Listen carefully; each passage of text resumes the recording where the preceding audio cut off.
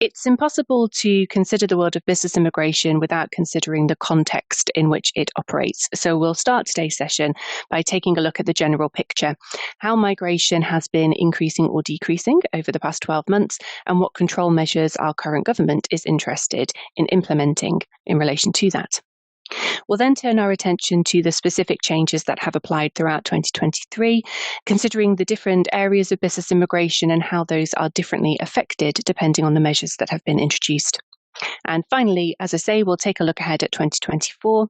There are big changes coming down the line quite early in this new year, so we'll take a look and see what the picture might be by the end of 2024 as well.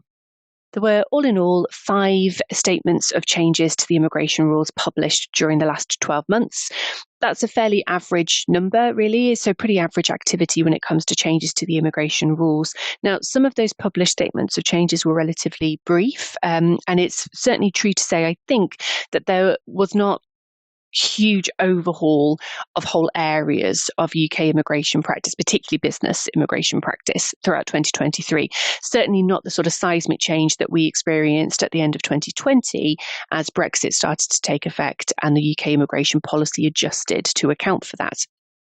That's not to say that the changes that did take place in 2023 were not relevant and were not significant. They covered virtually all routes, whether we're talking about very, very short-term travel to the UK as business visitors, all the way through to switching immigration categories and travelling through those categories on the route to settlement. So they have been significant across the board. Some of the other legal changes that we've experienced in 2023 are slightly less significant in terms of how they've impacted the routes overall. Global talent has been a big success story post-Brexit. We saw, in fact, a 76% rise in the number of applicants in the year ending June 2023, but that is still a relatively modest number. So it's around 3,900 people who were approved for a global talent visa in the year ending June 2023. Now, the big increase has mainly been driven on the researcher side. So in higher education, there is much more opportunity now for individuals to explore the global talent route compared to what they perhaps would have been interested in doing pre-Brexit.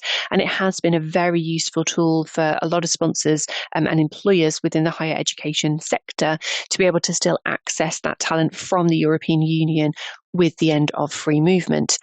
There have been minor changes made to the route, really in reflection of the fact that we have seen this big increase in the numbers. So small tweaks to endorsing body criteria in order to get into the route, really aiming for greater consistency in terms of how those applications in global talent are assessed and managed throughout the different endorsing bodies. So nothing really seismic in relation to global talent, but a good category to keep your eye on as it is one that is a big success story.